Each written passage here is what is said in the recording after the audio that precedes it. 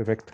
Le damos la bienvenida al 14º Seminario Rafael Martín del Campo y Sánchez en su modalidad virtual. Este evento está organizado por el Laboratorio de Vertebrados del Departamento de Biología Comparada de la Facultad de Ciencias de la UNAM.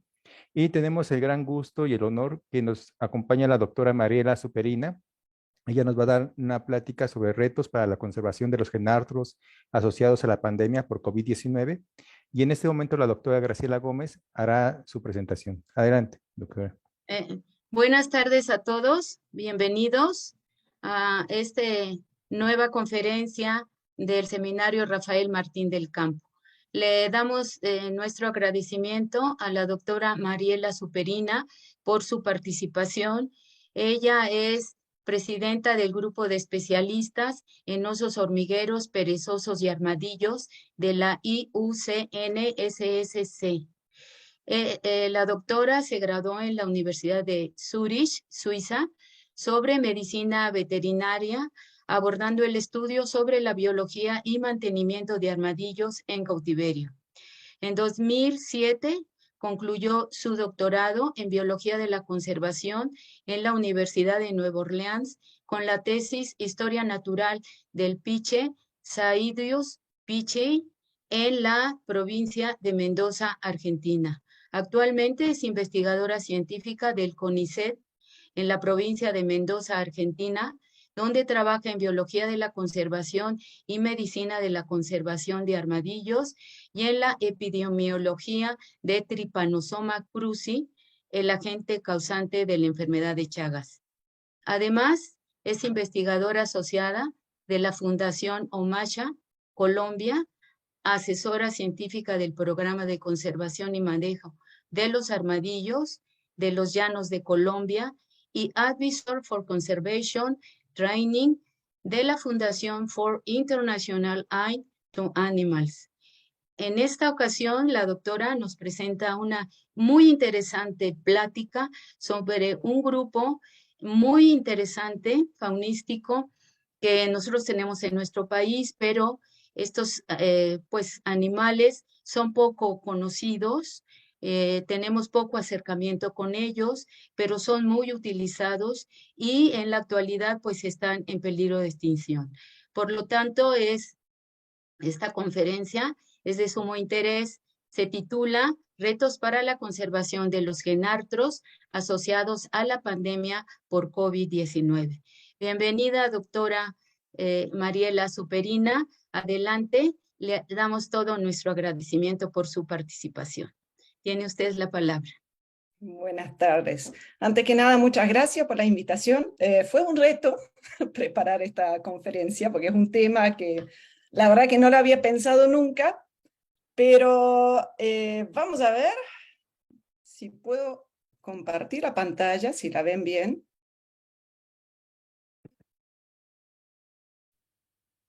¿La ven bien ahí? Sí, está perfecta, doctora. Muy bien, muy bien. Perfecto. Bueno, como estamos hablando de un tema un poquito inusual, tal vez, o sea, de fauna que no se ve todos los días en México, vamos a empezar por lo básico. Los genartos son mamíferos y es un grupo que ha despertado el interés y la curiosidad de los naturalistas, de los científicos durante siglos.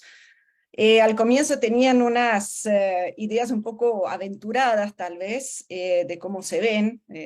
A ver si puedo poner acá el láser.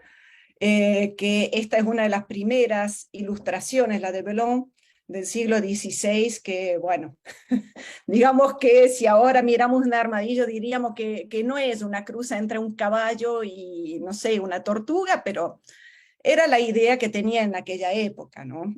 Son animales muy inusuales por distintas características, por su apariencia, y asimismo es curioso que sepamos tan poco de ellos y que seamos tan pocos los que los estudiamos.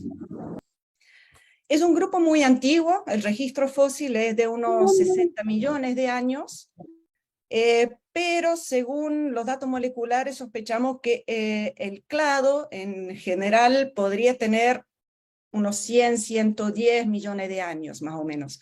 Es uno de los grupos más antiguos de los mamíferos placentarios De hecho, si miramos la filogenia, tenemos 4 clados basales de mamíferos placentarios y los xenartros son uno de ellos. Y también son muy importantes porque la comparación entre los fósiles de xenartro y los actuales llevaron a Darwin, entre otros, a desarrollar su teoría de la evolución.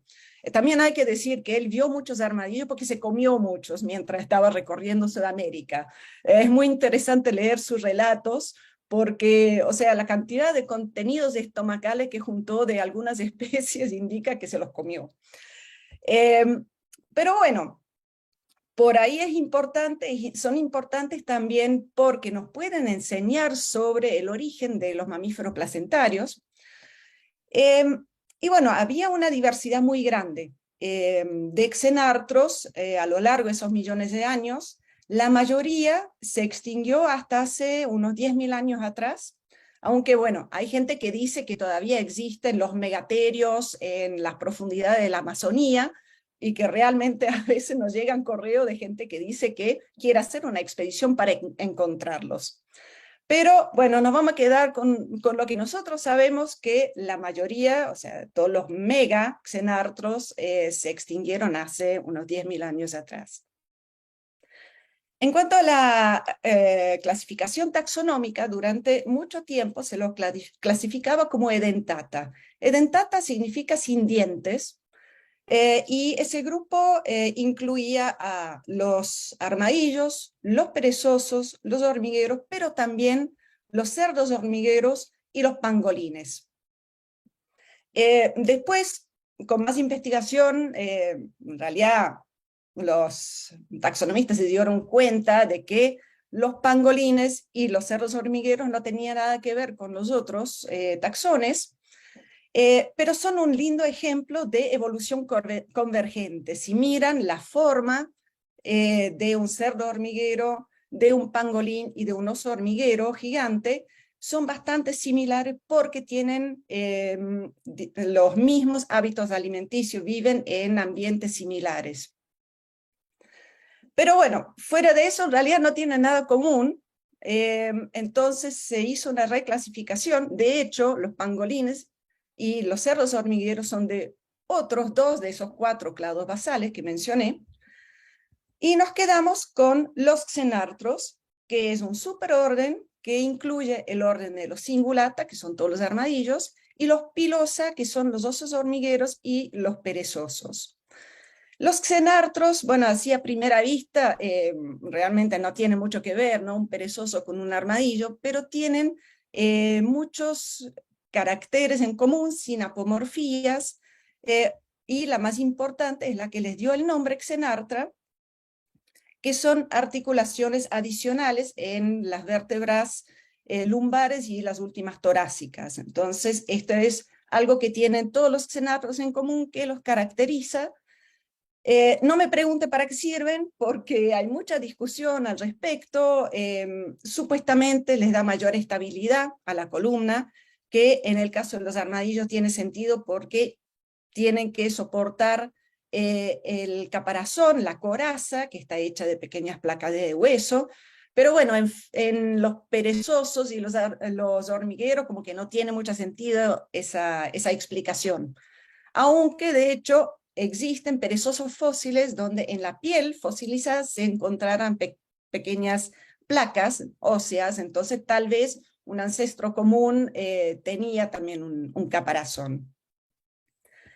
Tienen otras sinapomorfías, o sea, rasgos que comparten. Todos los xenartros tienen una tasa metabólica basal muy baja, o sea, necesitan poca energía para sobrevivir, y esto probablemente se deba a la baja ingesta de energía que tienen. Los hormigueros y los armadillos tienen una base alimenticia insectívora, comen principalmente hormigas y termitas. Imagínense la cantidad de energía que puede contener una hormiga individual. O sea, no les alcanzaría el día para ingerir suficientes hormigas y termitas como para suplir sus requerimientos energéticos. Por eso, a lo largo de la evolución, se redujeron esos requerimientos energéticos para sobrevivir, y bueno, por eso tienen esa baja tasa metabólica. Otra cosa en común que tienen es que solo existen en las Américas, o sea, toda esa evolución que les decía de 60, tal vez 100 millones de años, ocurrió en las Américas. El origen del clado es probablemente en Sudamérica, y en el centro, esto es un mapa que muestra la distribución de todos los hormigueros en gris claro, los armadillos un poco más clarito, y en oscuro los perezosos. Y ven que están concentrados en el trópico y subtrópico, justamente porque ahí van a necesitar menos energía para mantener su temperatura corporal. Pero después tenemos diferencias bastante grandes en su rango. Tenemos en uno de los extremos el armadillo de 9 bandas, que lo vamos a encontrar de Estados Unidos hasta el norte de Argentina y Uruguay. Y en el otro extremo tenemos al perezoso pigmeo, que es una pequeña especie de perezoso que vive solo en una pequeña isla de 450 hectáreas en la costa caribe de Panamá. Entonces hablemos un poco de taxonomía y cómo eso influye también en la conservación, que es lo que nos interesa hoy, ¿no? Entonces, si miramos un poco la historia de la taxonomía de los cenatros, vemos que hubo 31 especies actuales descritas en 243 años, y 4 de ellas entre el 1968 y 2001. Y después, hasta el 2015, no hubo ningún cambio taxonómico. Entonces, en realidad pensábamos que teníamos una taxonomía estable, o sea, sabíamos qué especies teníamos que evaluar el estado de conservación, y para qué especies, en consecuencia, teníamos que desarrollar estrategias de conservación. Pero, bueno, después aparecieron más estudios, por ejemplo, moleculares, y de repente nos cambiaron todo. Entonces, hasta hace unos años atrás, hasta el 2015, de hecho, teníamos 21 especies de armadillos, y justo hace tal vez una hora antes de empezar ese seminario, me escribió una amiga, también especialista en cenartros, y me dice, ¿cuántas especies de armadillos hay? Y es como una pregunta que uno pensaría que es básica, ¿no? Pero empezamos a calcular que hubo 21, después hubo una sinonimización de 2 especies, entonces llegamos a 20, después había una especie, esta acá, Dasypus kapleri, que se demostró que es un complejo de especies, que en realidad son 3 especies, así que llegamos a 22, después hubo 2 que se sinonimizaron, y así vamos cambiando, y dependiendo del momento en el que yo dé una charla, hay 20, 21, 22 especies. En este momento creo que son 22, o sea, dependiendo a quién sigan en la taxonomía. Pero bueno, eso es un reto también para la conservación, ¿no? Porque no sabemos cuántas especies tenemos que evaluar y conservar. En los pilosa, en los perezosos, primero, bueno, tenemos 6 especies. Tenemos 2 especies de perezoso de 2 dedos y 4 de 3 dedos. Esto hasta hace un mes atrás. Y ahí salió una publicación que uno de los perezosos de 3 dedos en realidad es un complejo de especies, que son 2 especies. Así que este cambio taxonómico todavía no está aceptado ampliamente, así que por ahora digo que son 6, pero capaz que sean 7.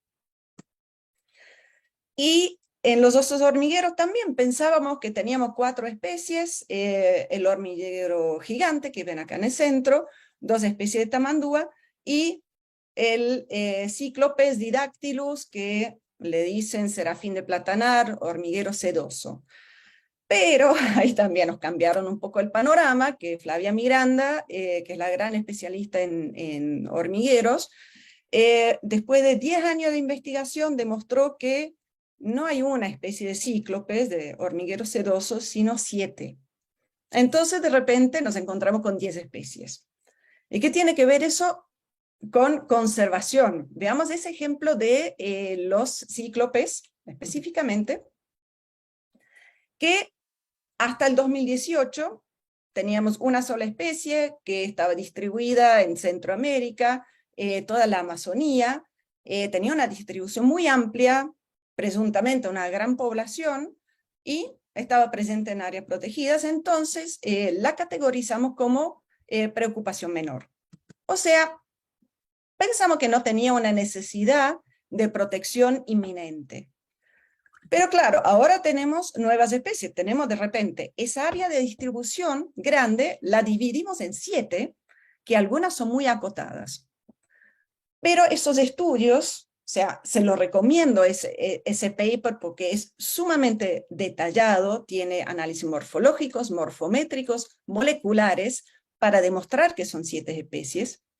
Pero claro, era ya una especie muy poco estudiada. Es un animal que pesa unos 300 gramos y vive en el dosel, entonces encontrarlo es muy difícil. Entonces tenemos ahora una idea aproximada de dónde están, pero no sabemos la distribución exacta. No tenemos idea del tamaño o la tendencia poblacional de ninguna de esas 7 especies. La información que teníamos sobre la ecología de Cyclopes didactylus, no sabemos a cuál o a cuáles de esas nuevas especies aplica, si hay diferencias ecológicas significativas, por ejemplo, que tendríamos que tener en cuenta. Y también ahora, con la distribución más acotada, tenemos que evaluar todas las amenazas que tienen esas distintas especies. Y algunas podrían requerir de medidas de protección urgentes, pero todavía no lo sabemos porque necesitamos información de campo. Alguien tiene que salir a campo para estudiar esa especie. Y acá viene el problema, ¿no? Somos muy pocos los que estudiamos xenartros en general. Por un lado, dicen que no son atractivos, cosa que se los voy a discutir a muerte, porque no hay nada más atractivo que un xenartro. Pero son muy difíciles de estudiar. O sea, imagínense un armadillo de 5 kilos, nocturno, solo vive en bosques y en madrigueras. ¿Cómo lo van a estudiar? O sea, es muy complejo estudiarlos, por eso no hay mucha gente que se dedica a eso. Muchas veces, o sea, vamos al campo y esto es una imagen que realmente es desafiante porque hay un perezoso en esa foto que está acá colgado. Así se estudian xenartros, o sea, uno va y no los encuentra, o uno va, busca un armadillo, encuentra una madriguera y no sabe si las 3 madrigueras que contamos corresponden a 3 armadillos, o a uno que hizo 3 madrigueras, o tal vez a 5 porque comparten la madriguera. Eso puede depender de la especie, puede depender del tipo de suelo, etcétera, etcétera. Tampoco podemos utilizar las técnicas de investigación tradicionales. Los armadillos no se pueden trampear, no entran en las trampas convencionales. Colocarles un radiotransmisor es un reto. Y tampoco los podemos estudiar en condiciones controladas porque son sumamente delicados, sumamente difíciles de mantener. Algunos tienden un poco a la obesidad o a la hiperobesidad, con una dieta inapropiada, pero hay muchas especies que nunca se han podido reproducir en condiciones controladas. Entonces tampoco tenemos muchas posibilidades de investigarlos en cautiverio. Ahora, la pandemia, ¿no? Queríamos hablar de los retos de la pandemia. Bueno, obviamente las salidas a campo fueron restringidas durante la pandemia, entonces todo lo que yo les acabo de decir de cíclopes, de las nuevas especies de armadillo, etcétera, quedó frenado por la cuarentena. Aquí en Argentina tuvimos una cuarentena estricta de 7 meses, que no pudimos salir ni siquiera de la casa, excepto día por medio para hacer compras. Pensar en salir a campo fue imposible. Después nos pusieron tantas restricciones que solo podían ir 2 personas en camioneta y que no se podía pernoctar, pero las distancias son largas, entonces era imposible. Y las autoridades realmente tenían miedo de que los investigadores contagiaran a la fauna silvestre con el SARS-CoV-2. No teníamos evidencia, pero tampoco teníamos datos para refutarles ese miedo, con lo cual, bueno, no pudimos salir. En otras zonas, por ejemplo en Colombia, nos pasó que no se permitían las salidas a campo para no exponer a las poblaciones humanas que vivían en zonas remotas. Entonces tampoco se podía. Y ni hablar de la imposibilidad de viajar, no había vuelos, el tránsito terrestre también estaba restringido, entonces todo eso, primero, nos complicó a los investigadores establecidos hacer la investigación. Pero también hubo problema de financiación. Muchas instituciones financiadoras suspendieron su trabajo durante la pandemia. Algunas ya volvieron, otras todavía están en veremos, entonces eso también nos complicó, porque bueno, teníamos tiempo para estar en la oficina para buscar financiación y no había fuente de financiación a las que podíamos pedir fondos. En algunos países, por ejemplo en Colombia, trabajamos mucho con empresas privadas que quieren hacer proyectos de conservación de forma voluntaria, no como compensación ambiental, sino de forma voluntaria las apoyan. Pero cuando uno tiene una crisis económica, lo primero que se restringe es el gasto para apoyar proyectos voluntarios, proyectos de conservación, porque no son esenciales para la supervivencia de la empresa. Entonces ahí también se limitó la cantidad de financiación que había disponible, y eso no solo afectó, obviamente, a los investigadores ex Xenartros, pero ¿cuál es el problema en nuestro caso? En general, hubo una mayor competencia por esos fondos más escasos entre todos los que trabajamos en conservación. Y generalmente los proyectos sobre especies que se consideran no carismáticas, que no son tan conocidas, como los xenartros, tienen aún más problemas para conseguir fondos, porque imagínense si ustedes tienen que adjudicar fondos muy escasos y tienen un proyecto sobre una especie atractiva como un jaguar y un armadillo que nunca sale de su madriguera. Y les va a convenir apoyar el proyecto sobre jaguar porque se vende mejor. Entonces, la investigación de xenartros sufrió y está sufriendo ese efecto porque es cada vez más difícil conseguir fondos. Por otra parte, tampoco pudimos capacitar a estudiantes en investigación a campo, y esto es un punto fundamental. En la investigación de xenartros nosotros hablamos un poco de un círculo vicioso, porque somos pocos los investigadores, entonces hay pocos profesores universitarios que pueden, por ejemplo, asesorar a estudiantes para que hagan su tesis de grado, de maestría, de doctorado sobre xenartros. Entonces la futura generación de investigadores tampoco se va a dedicar a xenartros. Entonces es como un círculo vicioso que nosotros, ante la pandemia, empezamos a interrumpirlo dando muchas charlas en universidades en distintos países, haciendo cursos de capacitación en investigación a campo de xenartros, específicamente, y eso se nos interrumpió. Y por otra parte, los estudiantes que nosotros conseguimos, que desde el grupo especialista también tratamos de apoyar a estudiantes, por ejemplo, en otros países, no solo en nuestro país, para fomentar la investigación en países donde no se trabaja con xenartros, pero las universidades no los dejaban salir a campo. Entonces los estudiantes se dedicaron más a hacer modelos de distribución, que también son importantes, pero nos falta la investigación a campo. Y estos estudiantes, después, la pregunta es si van a dar el salto a futuro y van a empezar a hacer investigación a campo, o si se quedan ahí y hacen trabajo de laboratorio, de oficina, porque es más cómodo.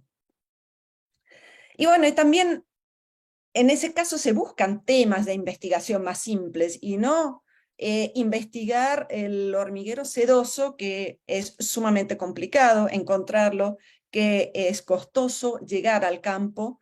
Entonces, ¿qué estudiante se va a animar en esas condiciones de incertidumbre de una pandemia que uno no sabe si te van a frenar de nuevo las salidas a campo, vas a conseguir financiación? Entonces, generalmente lo que hemos visto es que los estudiantes tienden a buscar temas un poco más fáciles. Ahora bien, hablemos un poco de estado de conservación de los xenartros y veamos un poco cómo también las amenazas se han visto afectadas por la pandemia. Esto es un gráfico, o sea, en los siguientes gráficos van a ver siempre. En celeste, los pilosa, o sea, los perezosos y los hormigueros, y en verde, los armadillos, los cingulata. Y la escala, el porcentaje, significa el porcentaje de especies que están en determinada categoría. Todos esos slides que les voy a mostrar ahora se basan en la evaluación que hicimos del estado de conservación de los xenartros para la lista roja de especies amenazadas en el 2015. Esa fue la última que hicimos. Ahora estamos justo en el proceso de reevaluar todas las especies y de evaluar por primera vez esas nuevas especies que han aparecido desde el 2015. Entonces, ¿qué vemos? Que la gran mayoría de especies están categorizadas como preocupación menor. Esto suena como que no hay problema de amenaza, pero la realidad es que las tuvimos que categorizar así porque tienen una distribución amplia. Y no sabemos nada de las poblaciones, o sea, no tenemos la información necesaria como para hacer una evaluación un poco más detallada. Y las evaluaciones de listas rojas son objetivas, basadas en criterios objetivos y que hay que seguirlos a pie de la letra. Entonces, como que tenemos las manos atadas. No podemos categorizar esa especie de otra forma porque no tenemos la información. Más grave aún es que hay 5 especies de armadillos que están clasificados como datos insuficientes, o sea, ni siquiera tenemos suficiente información sobre esas especies como para poder decir si están amenazadas o no. Claro que para una especie que podría estar muy amenazada, pero simplemente no lo sabemos, una pandemia de 2 años es un lapso muy largo, ¿no? Que no sabemos qué pasa con la población, que capaz que se está por extinguir y simplemente no lo sabemos y no la podemos estudiar porque no podemos salir a campo. En cuanto a las amenazas, acá mismo sistema de colores y de porcentajes, vemos que la gran mayoría, casi todos los xenartros están afectados por la cacería, pero el motivo de caza es distinto en los cingulata y los pilosa. En los armadillos, la cacería ha existido por siglos, se los ha utilizado como fuente de proteínas en todo el continente por comunidades indígenas. Hay cacería de subsistencia en casi todos los lugares. Recién estábamos hablando que también en el sur de México hay cacería de armadillos de 9 bandas. Y por otra parte, los pilosa, los hormigueros y los perezosos no se comen generalmente, o sea, hay muy limitados registros de comunidades indígenas que los comen, pero se los caza para mantenerlos como mascotas. Antiguamente era más a nivel regional, que se lo llevaban del campo donde estaban, no sé, de la selva, se lo llevaban a las aldeas. Pero últimamente hay una tendencia a tener mascotas exóticas, entonces el tamandúa de repente es fantástico como mascota, aparentemente. Es lo peor que pueden hacer es mantener un xenartro como mascota. Y quiero enfatizar eso un poquito y detallarlo de cómo llegan esos animales al mercado de mascota para que vean el impacto en la conservación que tienen. Porque tanto en perezosos como en hormigueros, los cazadores matan a la hembra para apropiarse de la cría, y las crías generalmente les cuesta mucho adaptarse a una dieta artificial, tanto en el caso de los perezosos, que son folívoros, y tienen determinadas especies de plantas que comen, como los tamandúas, que son insectívoros. Entonces, acostumbrarlos a una dieta artificial es sumamente complicado y estimamos que de 10 tamandúas que se extraen de la naturaleza, que ahí ya tenemos 10 madres muertas, de esos 10, solo uno llega al mercado de mascotas, por ejemplo, en Estados Unidos. Después no sabemos las tasas de supervivencia, pero el impacto es cada vez más grande sobre las poblaciones silvestres.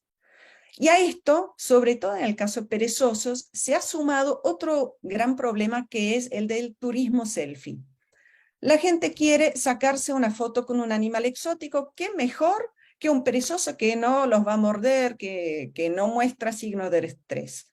Al menos eso es lo que piensan los que ofrecen esos animales. La realidad, desde el punto de vista de bienestar animal, es que es fatal, porque también los cazadores salen a campo, capturan una hembra, la matan, se apropian de la cría, la ponen en una jaulita, en la mañana la sacan, se lo dan al primer turista, cobran por eso, turista se lo da al siguiente y así está todo el día yendo de brazos en brazos. En la noche lo colocan de nuevo en una jaulita hasta el día siguiente. Cuando se muera el animal por el estrés, el inmenso estrés que tiene, y la dieta inapropiada o por inanición, simplemente van al campo y capturan otro.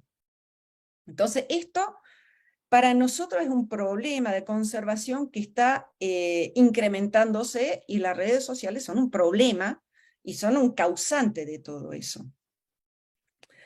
Ahora bien, ¿qué tiene que ver la pandemia con todo eso? Vamos primero con los armadillos.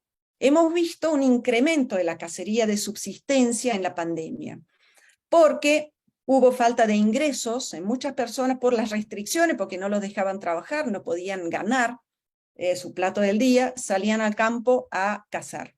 Y los armadillos son una presa fácil, entonces salían a cazar y a matar armadillos, a pesar de que sea ilegal en muchos lugares.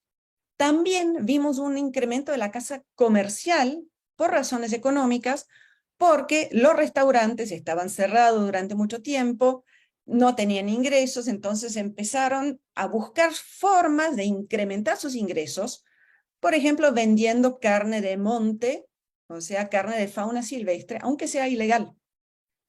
En paralelo, las autoridades redujeron los controles que hacían porque tenían otras prioridades, los recursos económicos se adjudicaban al Ministerio de Salud y no al Ministerio de Ambiente, por ejemplo.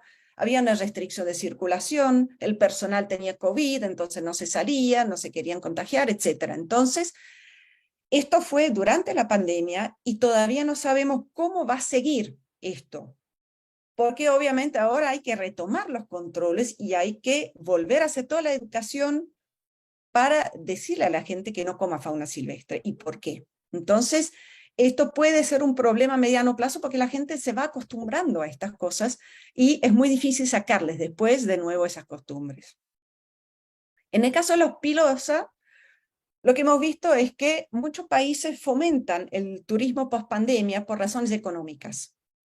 Claro, tienen que recuperar la economía, entonces el turismo es una de las formas, y ahí los controles se ponen un poco más laxos, entonces, por ejemplo, controles ambientales no se hacen tanto. Los turistas que estuvieron 2 años encerrados ahora quieren hacer cosas inusuales, quieren tener interacción con fauna silvestre y todo lo tienen que documentar para sus redes sociales. Entonces también hemos visto un incremento del turismo selfie, o sea, turistas que llaman, por ejemplo, al centro de rescate a preguntar si pueden ir a sacarse fotos y a sostener un perezoso. Esto es también un problema porque, de nuevo, las autoridades quieren fomentar el turismo, entonces no van a prohibirles o a salir a controlar si hay turismo selfie o no, si está prohibido. Entonces, esto también puede ser un problema que todavía no sabemos cómo va a repercutir a mediano plazo. O sea, si podemos volver a controlar esa situación, porque, por ejemplo, el gobierno de Costa Rica había iniciado una campaña Stop Animal Selfies, de sacarse fotos con peluches en vez de los perezosos. Pero no sabemos cómo la pandemia va a influir sobre todo esto. Volviendo a las amenazas, el cambio de uso del suelo también es un problema grande para muchas especies xenartros, y a eso le vamos a sumar los incendios, porque los dos vienen de la mano. Acá que hemos visto en cuestiones de la pandemia, que muchos países, muchos gobiernos están priorizando el desarrollo económico por la recuperación post-pandemia. Entonces ya como que controles ambientales no son los prioritario, ya no se habla tanto de eso. Los incendios, han visto los incendios enormes en la Amazonía, pero también en la Chiquitanía de Bolivia. Toda la zona chaqueña de Bolivia ha tenido incendios en millones de hectáreas, y es muy difícil que se recuperen estos bosques, porque son incendios intencionales para lograr un cambio de uso del suelo. Esto afecta a toda la fauna silvestre, incluyendo a los xenartros. Entonces ahora quiero mostrarles algunos ejemplos puntuales de proyectos de conservación y cómo la pandemia los afectó. Vamos a empezar con el proyecto de conservación de perezoso pigmeo, que lo está llevando a cabo Diorene Smith en Panamá. Recuerden que el perezoso pigmeo es esta especie que tenía la distribución de los xenartros más acotada, solo vive en una pequeña isla de 450 hectáreas, en la costa caribe de Panamá. No está habitada permanentemente esa isla, sino que hay pescadores de comunidades indígenas de la zona que la utilizan de forma transitoria. El perezoso pigmeo fue descrito en el 2001, y es una especie que categorizamos como críticamente amenazada, porque, bueno, tiene una distribución muy restringida, solo existe en esa isla, y estimamos que hay no más de 1.500 ejemplares en esa isla. El proyecto de investigación y conservación de Diorene se inició en el 2011, entonces en ese tiempo se evaluaron, por ejemplo, las amenazas, y estamos viendo que una de las principales amenazas es la pérdida de hábitats. Hasta hace poco pensábamos que el perezoso pigmeo solo vivía en la zona de manglares, que rodea toda la isla, pero hace poco también se descubrieron algunos ejemplares en el bosque que está en el centro de la isla. Los pescadores que les mencionaba, ellos cortan manglares, árboles, para usarlos como leña, para cocinar, pero también hay algunas construcciones ilegales, o sea, temporarias, donde ellos se albergan, por ejemplo, mientras están pescando. Pero el mayor problema es el incremento exponencial de actividades turísticas y sobre todo no controladas. O sea, en 45 minutos uno está en lancha en la isla Escudo de Veragua. Supuestamente es un paisaje protegido, pero no hay guardaparques, entonces van, acampan en la isla, dejan toda la basura. Y además estamos viendo desarrollo, proyectos grandes de desarrollo turístico en el continente, pero que utilizan la imagen del perezoso pigmeo para vender su proyecto. O sea, esto acá, Veragua, está ubicado en toda la costa de Panamá. No está el mapa, perdón. Pero venden el proyecto con Escudo de Veragua, que está a 45 minutos, que es una joya por descubrir, y acá lo tienen al perezoso pigmeo. Entonces, esto nos preocupó ya antes de la pandemia, pero ahora aún más, porque el gobierno de Panamá fomenta el desarrollo y el turismo por razones económicas, por tener que recuperar el país. La conservación queda atrás en esos casos. En noviembre de 2020, la UICN, el presidente, el director general de la UICN, mandó una carta al gobierno de Panamá expresando su preocupación por esos proyectos grandes, por la apertura al turismo, que incluía expresamente la isla Escudo de Veraguas. El Ministerio de Turismo directamente no se molestó en contestar la carta, y el de Ambiente contestó básicamente que no se contemplaba la realización de proyectos o actividades de gran impacto que pudieran afectar la integridad y el valor ecológico de la isla. Pero está el proyecto, entonces como que nos preocupa, porque si se llevan a cabo esos proyectos y no hay un control, esto puede llevar a la extinción de la especie. Por otra parte, Y ahora no quiere avanzar. Bien, ahí. Por otra parte, bueno, Dioren estaba haciendo mucha investigación a campo porque es fundamental saber dónde viven, cómo viven, etc. Los proyectos fueron interrumpidos por pandemia porque tampoco se quería que la gente del continente fuera a las islas y a exponer a las comunidades indígenas al virus. Y 1 año y medio sin monitoreo de una especie críticamente amenazada es mucho tiempo, porque en ese año y medio pueden cambiar condiciones y nadie se entera. Entonces esto puede llevar a la extinción de la especie y simplemente nadie está ahí para enterarse.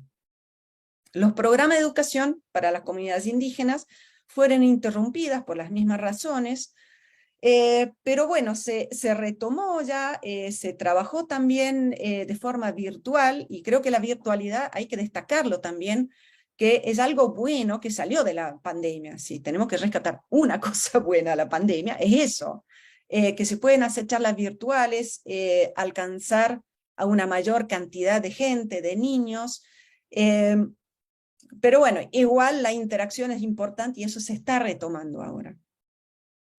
Y también estábamos trabajando en el desarrollo de una estrategia de conservación en conjunto con las comunidades. Eso quedó trunco, o sea, en el 2018 se hizo un primer taller.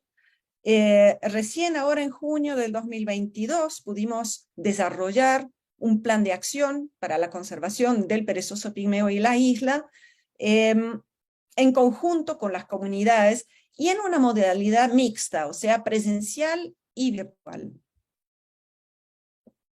Ahora vamos a saltar a otro país, otro taxón, vamos a hablar de armadillos, el programa de armadillos en los llanos orientales de Colombia. Se dedica a 5 especies de armadillos que ocurren en los llanos, en toda la zona de la cuenca del Orinoco, en Colombia. Esta zona tradicionalmente era de ganadería extensiva. Los llaneros, la cultura llanera incluye a los armadillos en canciones, en tradiciones, en coplas, un poco en todos lados en realidad. O sea, ellos conviven con la fauna silvestre, incluyendo los armadillos. Siempre hubo cacería de subsistencia, pero bueno, sabían en qué época cazarlos y en qué época no, por ejemplo. En los últimos 15, 20 años hubo un cambio de uso del suelo, un fomento del desarrollo de los llanos orientales, también para recuperar al país de una crisis de muchos años. Y nosotros trabajando en conservación tenemos que ser realistas, tenemos que buscar soluciones para convivir con el desarrollo de un país, porque no podemos frenar el desarrollo de un país para conservar una especie, simplemente no va a funcionar eso. Entonces el programa de conservación de armadillos se inició en el 2012 como una iniciativa multiinstitucional y multidisciplinaria que justamente busca trabajar en conjunto con la población, con las autoridades, con la academia, ONGs, y buscar soluciones también que permitan convivir con el desarrollo.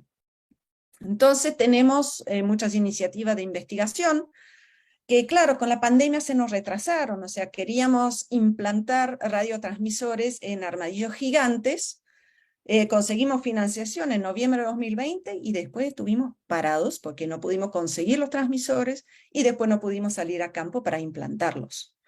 Entonces, esto nos retrasó todo.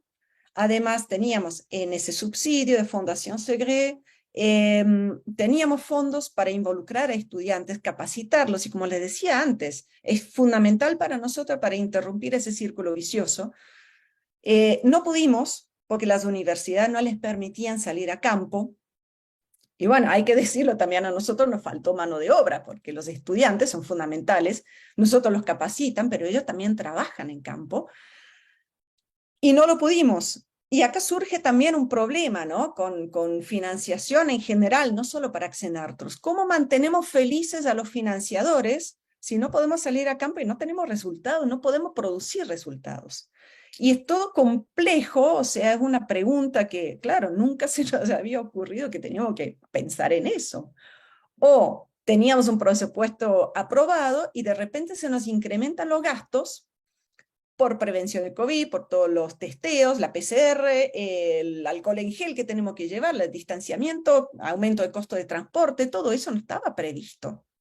Entonces eso también complica la investigación a campo, porque realmente no pensamos que íbamos a tener esos gastos. En cuanto a buscar esas soluciones que permitan la coexistencia del desarrollo económico a la conservación, nosotros trabajamos mucho con plantaciones de palma de aceite, que tengo que insistir en ese punto, no es como en Indonesia, donde deforestan, sino que en los llanos usan las sabanas, o sea, los pastizales, que ahí hacen las plantaciones, los bosques riparios no los tocan, eso los conservan. Entonces empezamos a trabajar con las plantaciones para ver distintas formas de manejo de las plantaciones y ver cuáles son más amigables con los armadillos. La idea es fomentar esas prácticas que son beneficiosas para los armadillos. Los armadillos comen los insectos que son plaga para las plantaciones, y encima le certificamos su aceite de palma como amigable con los armadillos. Entonces, como que todos nos beneficiamos de eso. Iniciamos ese proyecto antes de la pandemia, nos preocupó mucho que iban a perder el interés, porque claro, no podíamos ir a trabajar con ellos, capacitarlos, hablar con los trabajadores, y pasó algo interesante, que como que tenían más interés después de la pandemia en colaborar, bueno, al final de la pandemia, no podemos decir que ya terminó, pero no sabemos si es que tiene una mayor conciencia ambiental, por todo lo que se habló de spillover, de transmisión de enfermedades de fauna silvestre a humanos, de la importancia de mantener los ecosistemas, o porque estaban en campo y vieron más fauna, como les pasó a mucha gente. Pero es un fenómeno muy interesante que nos podría beneficiar en la conservación porque estamos consiguiendo más aliados. Por otra parte, también antes de la pandemia habíamos iniciado una certificación para restaurantes, que se llama Restaurante Libre de Carne en Monte, para reducir la cacería comercial y la comercialización ilegal de carne de monte.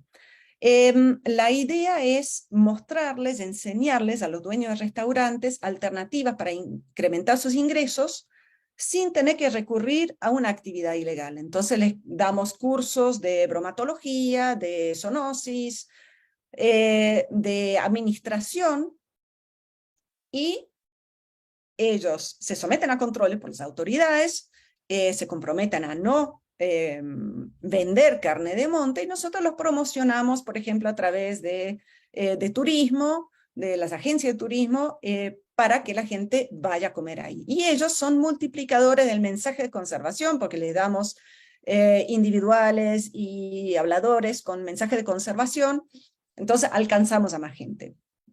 Antes de la pandemia teníamos 24 locales adheridos, varios cerraron durante la pandemia, entonces en realidad tuvimos que empezar de nuevo cuando nos permitieron salir a campo de nuevo.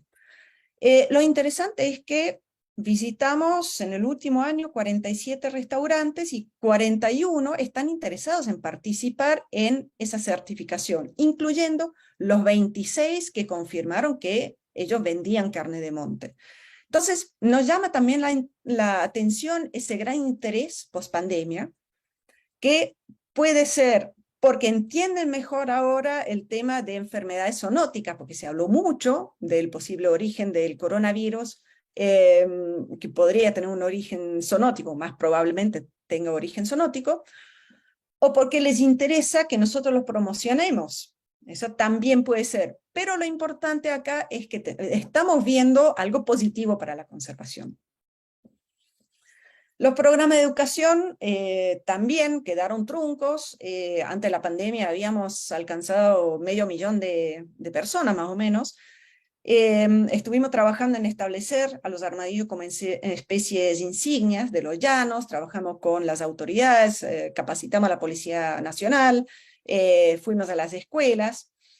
Esto hay que retomarlo. El problema es cuando uno interrumpe un programa de educación, generalmente, bueno, los niños, los maestros pierden el interés, se dedican a otra cosa, entonces hay que empezar de cero.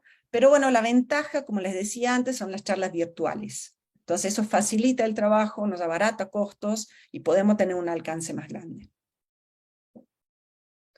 Y ahora vamos a ver otro proyecto, y esta vez con hormigueros. Ese es el proyecto Huérfanos de Brasil, que es liderado por Flavia Miranda del Instituto Tamanduá.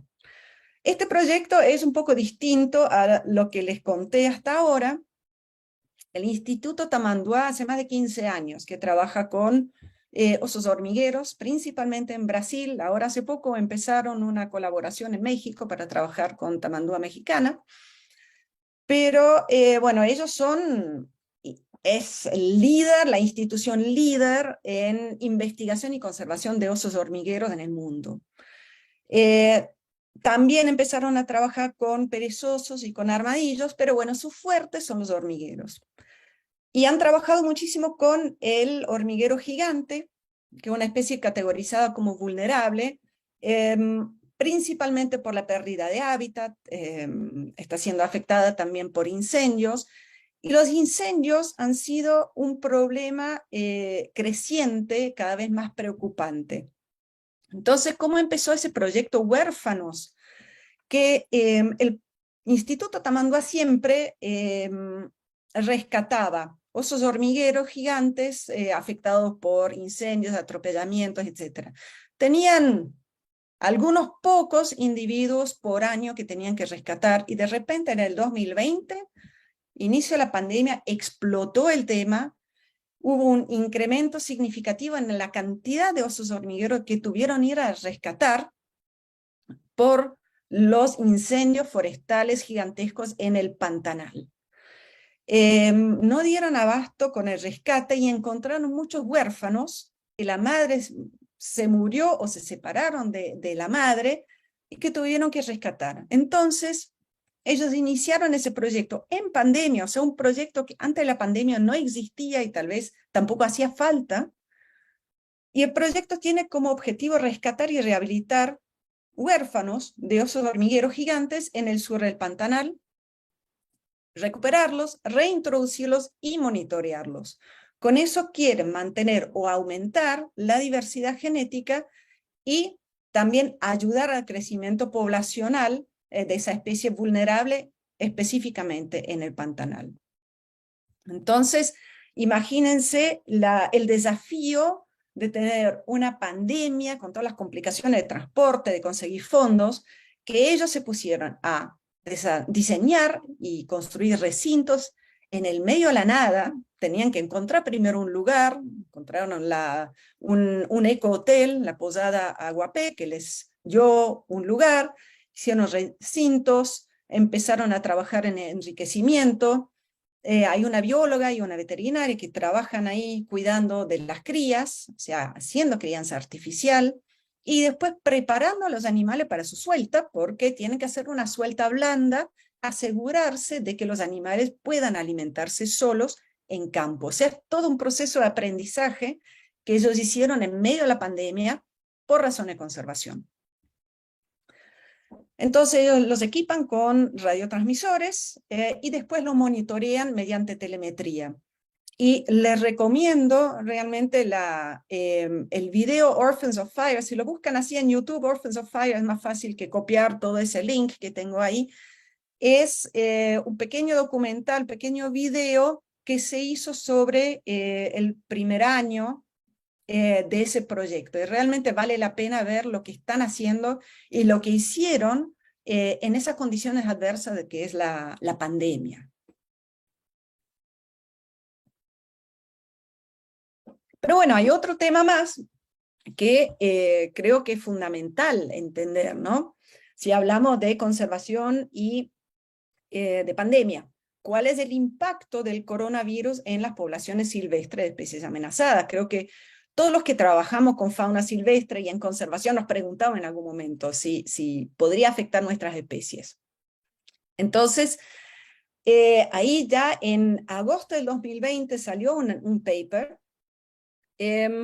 sobre ese tema, abordando el tema en vertebrados en general. Básicamente lo que hicieron fue estudiar una proteína, ACE2, que es el principal receptor de SARS-CoV-2. Entonces ese trabajo comparó la secuencia de ACE2 en 410 especies de vertebrados para estudiar su potencial para ser utilizado como receptor por el coronavirus. Hay 25 aminoácidos que son importantes para la unión del ACE2 y las proteínas spike del coronavirus, y se evaluó la conservación de la secuencia en las distintas especies para poder predecir la susceptibilidad de distintas especies. Y lo que se vio es que en 28 especies las proteínas ACE2 fueron altamente propensas a unirse al dominio de unión al receptor de SARS-CoV-2, incluyendo 2 representantes del orden pilosa, el hormiguero mayor y el tamandúa del sur, tamandúa tetradáctila. También incluyeron en el estudio al perezoso de 2 dedos, Colepus didactylus, y al armadillo de 9 bandas, Dasypo novencinctus, pero estos mostraron una probabilidad muy baja. Entonces, claro, justo Myrmecophagua tridáctila, que es una especie vulnerable, estaba en esa lista, cosa que nos llamó la atención, ¿no? Pero hay que destacar algo de ese trabajo que me pareció muy interesante, es que los autores dijeron que hasta que la exactitud del presente modelo pueda confirmarse con datos experimentales adicionales, pedimos precaución para no sobreinterpretar las predicciones del presente estudio. Esto es especialmente importante en lo que respecta a las especies en peligro de extinción o no bajo cuidado humano. O sea, uno también puede interpretarlo como que no salgan a matar a todos los animales susceptibles para, digamos, evitar que sean un reservorio que después nos vuelva a transmitir el coronavirus a los humanos, ¿no? Pero bueno, nos quedamos un poco con esa duda en Myrmecophagua, y resulta que la Oficina Internacional de Epizootías de la Organización Mundial de la Salud saca boletines de forma periódica, y en abril, 30 de abril del 22, el informe de situación número 12 de SARS-CoV-2 en animales reportó que en abril perdón, hubo 6 casos reportados o actualizados en 3 países, en 5 especies animales, y ahí figura nuestro hormiguero gigante. Entonces, esto significa que se detectó el coronavirus en un oso hormiguero. Claro, uno lee ese reporte y se asusta primero, porque ¿qué información da básicamente ese boletín? Que en enero de 2022 un oso hormiguero lastimado fue llevado al hospital veterinario de la Universidad Federal de Mato Grosso, y una PCR determinó presencia de ADN de SARS-CoV-2. No se pudo determinar la fuente de infección. La OIE no indica si el animal tuvo síntomas o no, pero pareciera que no, porque seguro que lo hubieran informado de haber tenido. Pero bueno, claro, yo leo esto y me preocupo porque pienso, bueno, es un animal que se rescató, se testeó y tenía coronavirus. Entonces puede ser que las poblaciones silvestres ya estén infectadas. Me puse a averiguar con colegas del Instituto Tamanduá, y resulta que el animal estuvo afectado por incendios forestales, estaba con heridas, con quemaduras, entonces lo llevaron al hospital veterinario y estuvo internado por mucho tiempo. La PCR se hizo después de que estuviera ahí internado un tiempo, con lo cual bien podría haberse infectado en el hospital veterinario. Está bien, no lo sabemos, pero es un detalle que yo considero fundamental desde el punto de vista de la conservación, que se omite en el informe. Y también se omite el detalle si se liberó el animal y si se hizo una PCR antes de liberarlo. ¿Por qué?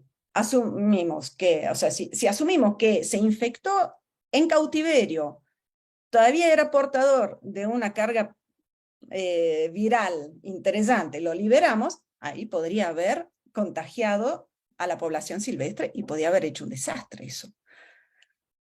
Pero de eso no se habla, no se lo menciona, no se lo estudia, entonces uno siempre se queda con esas dudas, sobre todo desde el punto de vista de conservación. Y en ese contexto, acá viene otro caso, que justo cuando estaba preparando esta conferencia, explotó este caso en Argentina, que salió un preprint, no un artículo, es un preprint, o sea, un artículo que acá abajo dicen que es un preprint, todavía no ha sido certificado por revisión por pares, eso es importante, pero bueno, los autores consideraron que sus resultados son tan importantes que hay que publicarlo en el servidor de preprint. Y al día siguiente, 24 de agosto, en todos los diarios de Argentina hablaban de que había una variante de coronavirus en Armadillos.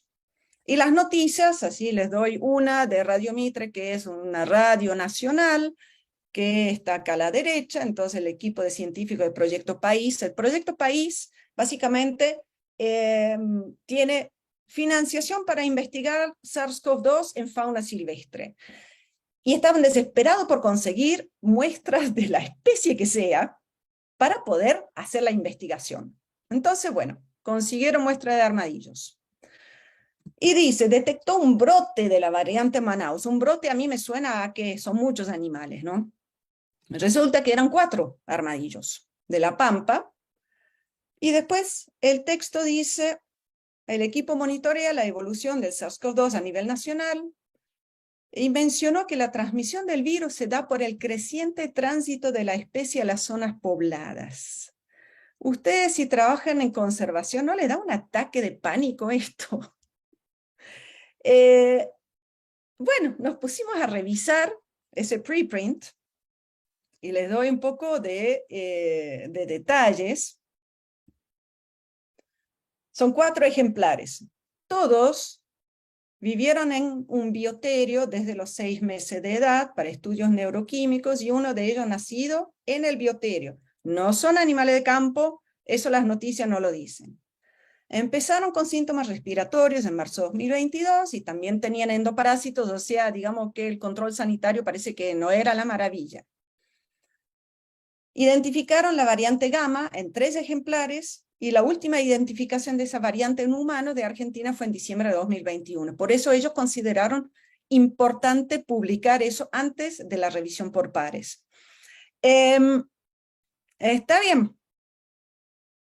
Uno se pregunta, ¿no? ¿Dónde estaba ese virus en esos 3 meses y qué puede pasar? Pero no son animales, no son armadillos que estaban en el campo. Y en el preprint dicen que la posible fuente de infección podrían ser roedores que habían ingresado al predio. A mí me preocupa esa parte, porque no han estudiado roedores, no han capturado los roedores que ingresan al predio, y que entonces serían la fuente de infección y no los armadillos. Y después terminan diciendo que el descubrimiento de Chaetophractos villosi, el armadillo peludo, como un hospedador susceptible, tiene una relevancia enorme debido al incremento del tránsito de esa especie del campo a áreas pobladas.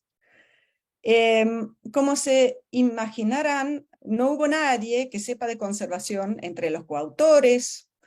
No dicen cómo se mantuvieron esos animales, si estaban, por ejemplo, estresados por la forma de mantenimiento, con lo cual tendrían la defensa baja y serían más susceptibles. Son todas preguntas que yo me hago, ¿no? Que yo creo que son fundamentales. Y después al final tienen todo un párrafo que hablan de que los armadillos peludos se comen los muertos en los cementerios, que es algo que se dice acá popularmente. No tienen una sola cita bibliográfica en todo ese último párrafo. O sea, tampoco son especialistas en armadillos. Y acá viene el tema, ¿no? ¿Cuál es la consecuencia de la divulgación de semejantes noticias para las poblaciones silvestres? Y acá les voy a dar un ejemplo que no tiene que ver con la pandemia, pero que ocurrió hace muy poco, hace unas semanas, en Brasil, que un chico de 16 años se infectó por lo que ellos dicen la enfermedad del tatú, o sea, la enfermedad del armadillo, y muere después de 8 días en terapia intensiva en Piauí. Y abajo dice acá que es la Paracoccilioides brasilensis, que eso es una infección causada por un hongo, o sea, Paracoccidioides brasiliensis es el hongo, es una micosis profunda, sistémica, y es considerada una enfermedad endémica en Brasil y en otros países de América Latina. ¿Qué pasó cuando publicaron eso? La gente en el nordeste de Brasil, en Piauí, salió a matar armadillos directamente, o sea, salieron a cazar armadillos para que no haya más casos de enfermedad del tatú. Entonces, esa es la consecuencia que podemos tener por la divulgación de una noticia no muy bien formulada. Porque después Instituto Tamanduá salió a aclarar en los medios que no es la enfermedad del armadillo, es la enfermedad de la cacería. Porque a ese hongo se transmite cuando se inhalan las esporas que están en el suelo. No hay contaminación de la persona, del armadillo a la persona o entre personas. ¿Cuál es la relación con los armadillos? Casi ninguna. No hay transmisión del armadillo a la persona. El factor en común, la relación, es la cacería.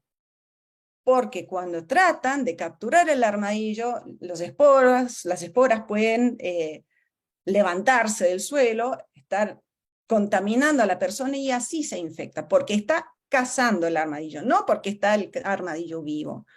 Entonces, lo mismo puede pasar con una noticia como la del armadillo peludo, que hubo un brote y que son los malos de la película y que salen del campo y están invadiendo las zonas urbanizadas, supuestamente. La gente puede tomar esto como una excusa para salir a matar armadillos o cualquier otra especie amenazada. Y yo creo que esto es uno de los problemas de conservación que vamos a tener si no nos cuidamos un poco en la forma de transmisión, porque una vez que salió esa noticia, después podemos hacer todas las campañas en redes sociales que queremos, nunca vamos a alcanzar el mismo público y el público no va a escuchar con la misma atención nuestras aclaraciones como tomaron la primera noticia. Entonces, yo les pido encarecidamente, si están haciendo investigación, tengan cuidado en cómo transmitan los mensajes, porque a veces como investigadores nos olvidamos de esa parte que el público en general puede interpretar cualquier cosa. Y con eso cierro acá. Tenemos bastante tiempo todavía para preguntas, para conversar, así que voy a dejar de compartir pantalla, si te parece bien, Noé. Sí, perfecto, María, sí, adelante. Ahí Perfecto. estamos. De hecho, tienes algunos comentarios en esa parte que dicen que, bueno, dicen que en México los armadillos son usados para hacer instrumentos musicales, que se han visto para hacer bolsas e instrumentos. Georgina Santos menciona que las redes sociales deberían funcionar en un sentido contrario, ¿no? En lugar de alentar el turismo de interacción con fauna, deberían de advertir el no hacerlo, ¿no? Para no afectar las poblaciones silvestres. Rosalba Carrión dice, es cierto que hay que reactivar la economía, pero no basado en fomentar el turismo donde involucra la fauna silvestre. Parece que no hemos aprendido también ese comentario. Pero aquí hay una pregunta, acá abajito estaba viendo. Bueno, también preguntan, pero no sé si preguntaron de manera general, dice que ¿cuál es el futuro de la rehabilitación y recuperación de poblaciones de osos hormigueros? Y dice, ¿y qué futuro habrá en la conservación de los armadillos? Pero me parece que como más en general, no, no sé si quieres contestar Sí, a esas. es difícil, ¿no? O sea, el programa Huérfanos está planteado como un proyecto a largo plazo porque hay una necesidad. Y eso también lo vemos, por ejemplo, en rehabilitación de armadillos, que hay gobiernos, hay entidades ambientales que no decomisan armadillos porque no saben a dónde llevarlos, porque no hay nadie que se haga cargo. Nos pasó en Chile, por ejemplo, que no había ningún centro de rescate que tuviera un recinto apropiado para armadillos. Entonces las autoridades, cuando decomisaban un armadillo, lo liberaban inmediatamente, no importa la condición que estaba, porque no sabían a dónde llevarlo y no sabían quién podía hacerse cargo. Entonces, hay un grupo, Armadillo de Chile, que empezó a dedicarse a los armadillos. FIA construyó un recinto específicamente para armadillos, y ahí de repente las autoridades dijeron, bueno, sí, ahora tenemos a dónde llevarlo, ahora le prestamos más atención. Y creo que con los hormigueros, con los huérfanos, está pasando algo similar, que antes simplemente no había un lugar donde se dedicaban específicamente a esto. Entonces, seguramente es un proyecto que quedó, que va a quedar instalado y que va a tener que seguir en realidad. No les queda otra. Tienes muchas felicitaciones, Mariela, de que ahí les gustó mucho tu conferencia. Sí, aquí hay otra pregunta muy interesante. Verónica Farías menciona excelente seminario, grandes inspiraciones, grandes e inspiradores esfuerzos de conservación. La diversidad de genatos me parece fascinante, en especial de especies gigantes y pigmeas, ¿no? Y Verónica Farías pregunta, dice, ¿qué podemos hacer como académicos para denunciar la falta de ética científica de los autores que provocan matanzas? Este, ¿Se podría levantar Es, algún tipo de denuncia legal basado en leyes de protección de fauna silvestre? es difícil, ¿no? Porque en realidad, o sea, si uno ve, o sea, es un preprint, Ujú, ese trabajo de armadillo peludo, o sea, ujú. y en realidad lo que habría que trabajar, y que acá en Mendoza se intentó, es capacitar a los periodistas en temas ambientales, en cómo transmitir mensajes ambientales, porque, claro, lo que vende es el titular de que los armadillos están infectados. En realidad, uno puede escribir un artículo científico con todas las precauciones, y si no, o sea, el artículo incluso dice que son animales de bioterio, pero los portales de noticias omitieron ese dato. Y muchas veces es muy difícil controlar qué es lo que va a publicar un periodista, porque tiene que vender, tiene que atraer gente. Entonces, es muy complicado ese tema. Y yo creo que como investigadores tenemos una responsabilidad eh, de hablar con periodistas y asegurarnos de que publiquen lo que es correcto. O sea, insistir, si damos una entrevista, insistir en leer el artículo antes de que salga, que los periodistas en general no quieren, porque no, que les vamos a robar la información, pero creo que tenemos una responsabilidad en verificar que todos los datos sean correctos y que realmente se transmita lo que uno quiere. Exacto. Coincido. Me preguntan que dónde se va a ver después disponible el video.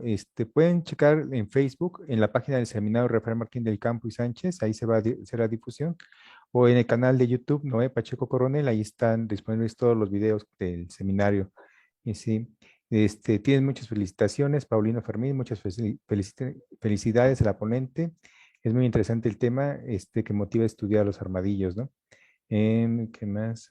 En México hay una UMA en San Luis Potosí donde se rehabilitan tamandúas, dice Verónica Farías. Y dice, a ver, dice Diana Franco, dice, si bien es cierto que son portadores de ciertas enfermedades, así mismo suele decirse de los armadillos, son portadores de la lepra. Ah, dice, ella dice que si los armadillos son portadores de la lepra, si es cierto o es una leyenda, así como que. Eh, es complicado Sí, el ajá. tema. Solo el género Dasypus puede ser portador. Los otros, bueno, hasta hace poco por lo menos se decía que los otros géneros, que hay 9 géneros, no eran susceptibles, aunque hace muy poco salió un trabajo sobre otra especie de otro género que sí era susceptible, pero dentro de los armadillos después solo determinado porcentaje es susceptible. Entonces, el armadillo de 9 bandas se ha utilizado para investigación de lepra desde los años 70. Pero acá eso es importante, tener en cuenta que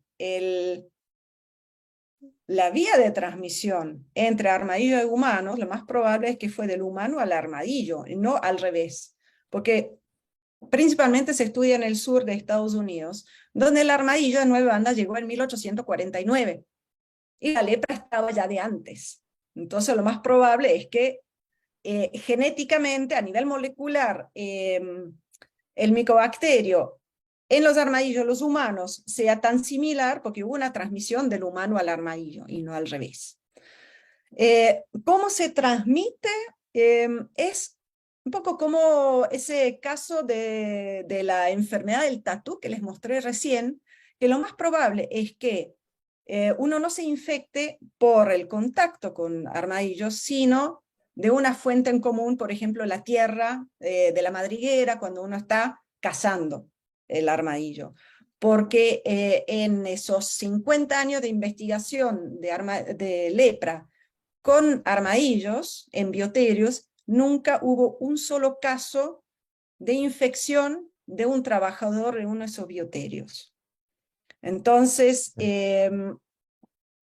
sí, o sea, obviamente yo no puedo, no voy a poner las manos en el fuego, pero el riesgo lo van a tener si están cazando. Y en general, si están manipulando fauna silvestre, siempre tienen un riesgo de exposición a algún patógeno, con lo cual siempre tienen que usar guantes, tapabocas, lo que sea, o sea, medidas de protección básicas. Sí, de hecho, doctora, también yo había escuchado que incluso que la lepra se había presentado ya en los países del viejo mundo, ¿no? Donde no hay armadillos, ¿no? Entonces, Claro. se confirma esta parte de que más bien la infección pudo haber sido más bien de humanos a los armadillos y no al revés. O sea, ¿Sí? exactamente, Ujú, exactamente, sí. ujú. Sí, pues siguen las felicitaciones, dice Rubén Rosas, excelente charla, muy inspiradora. Ah, él pide que si hay la posibilidad de compartir su correo, ¿no? ¿Qué más? Aquí está. Y déjeme ver, acá están. Sí, en realidad las demás son felicitaciones. También Alan Chavarría dice excelente plática, muchas gracias. También Adriana, muchas gracias. Sí, no sé si tengan alguna otra pregunta, comentario con la doctora Mariela. Sí, creo Bueno, que les resuelve. recomiendo ese video de Huérfanos Ajá, del sí. Fuego, que lo van a encontrar en Ajá. YouTube. Sí. David Vázquez menciona, felicidades a la doctora Superina por la charla. A raíz del gran trabajo de Flavia Miranda, la especie hormiguero mielero, que en México se denominaba Cíclopes didáctilos, ahora momentáneamente se denomina Cíclopes dorsalis. En comunicación personal con Flavia Miranda, un análisis molecular aquí está, más detallado muy probablemente determinará que es una especie distinta simplemente a cíclopes mexicanos, ¿no?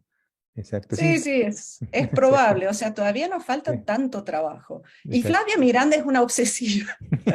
Dedicó 10 años de su vida a estudiar cíclopes Ujú, para poder demostrarlo. ujú, Y realmente, si quieren ver una publicación muy detallada, busquen su publicación sobre cíclopes, ujú. porque cualquier otro científico hubiera hecho 7 distintas publicaciones de eso, una por especie, y ella insistió en que toda esa información tenía que estar en el mismo lugar. Entonces van a tener comparaciones morfológicas, morfométricas, moleculares de las 7 especies. Exacto. Verónica Farías menciona, entonces cíclopes mexicanos acabará en alguna categoría de riesgo o amenaza. ¿Y sí? Lo estamos evaluando en este Ujú, momento, creo que en octubre vamos a hacer un pequeño taller. Igual, por ahora no está reconocido cíclopes mexicanos, o sea, no está ujú, descrito. Entonces no podemos evaluarla. En este momento lo que tenemos que hacer es evaluar cíclopes dorsalis, que abarca todos los hormigueros sedosos de toda Centroamérica. Que de nuevo tenemos una distribución muy amplia, entonces probablemente quede como preocupación menor simplemente por la distribución tan amplia. Ahora, si después se determina que hay una especie de cíclopes mexicanos, que nos faltan análisis moleculares y morfológicos para eso, vamos a tener que empezar de nuevo con los análisis y las evaluaciones. ok. La Muchas gracias. cita de La los cita. cíclopes la van a encontrar en el Journal of the Linnean Society, creo que se llama. Tendría que buscarla. A ver. como tengo ya se la busco, porque no quiero meter la pata, decir algo equivocado. Sí. Mientras tanto, también Vicky dice, Digamos. gracias por la plática, ojalá y los periodistas entiendan cómo se debe tratar a la fauna silvestre y no provocar matanza. Exacto, pues al final también la importancia del valor del comunicador, ¿no? Del periodista, ¿no? De no por llamar, hacer una nota que venda, o sea, puede poner en riesgo justamente a las poblaciones de animales, ¿no? Justamente. Sí. Claro, sí, sí. Mm, Yo creo que es algo que no tenemos en cuenta normalmente, ¿no? Porque nos dedicamos a hacer investigación y no somos comunicadores. ujú, Como que también nos falta esa capacitación ujú, de cómo transmitir nuestra información. claro, perfecto. Ahí Aquí les estará. puse Miranda et al. En el Zoological Journal of the Linnean Society, 183. Ujú, perfecto. Sí. Pues creo que ya no hay preguntas. Entonces, pues te agradecemos mucho, realmente fue un honor justamente escucharte, ver todo lo que están haciendo allá justamente con los Genartos en Argentina, las colaboraciones que hacen con otros países en Sudamérica, en Brasil, ¿sí? Realmente hemos aprendido mucho justamente con la plática, fue muy enriquecedora. Digo, hay muchísimas felicitaciones que tengo que están aquí en el chat. Y esperamos poder contar nuevamente con tu presencia en algún otro seminario, ¿no? Los seminarios no siempre son de COVID, o sea, siempre hay de diferentes temas, digo que hay. Nada más que Buenísimo. ahora, sí, exacto, como al final del día, entre todos, nos retroalimentamos, entre todos, aprendemos. Ah, de hecho, aquí David Vázquez, muchas gracias, David, ya compartió la cita completa, perfecto. Buenísimo. Este, Gracias, David. y te agradecemos mucho, sí. Y te mandaré por tu correo, tu carta de agradecimiento, tu constancia y también tu video, así como tal. Y, y bueno, antes de que se vayan, también los invitamos para que nos acompañen para el siguiente martes 27 de septiembre. Nos va a dar la conferencia el doctor Juan Carlos Serio Silva del Instituto de Ecología ACE y NECOL, y él va a dar una conferencia que se llama El amor, entre comillas, trabajando con primates en tiempo del coronavirus, retos y oportunidades, ¿no? También es un tema bastante interesante, qué es lo que está haciendo también con los primates mexicanos aquí. Este, te agradecemos mucho, Mariela, Gracias. pues ahora sí que estamos en contacto y a todas y a todos les deseamos que tengan una excelente tarde, que tengan felices fiestas patrias y bueno, aquí hay muchos aplausos también. Muchas gracias, Mariela. Muchas gracias a Siempre, Andrés. ustedes. Sí.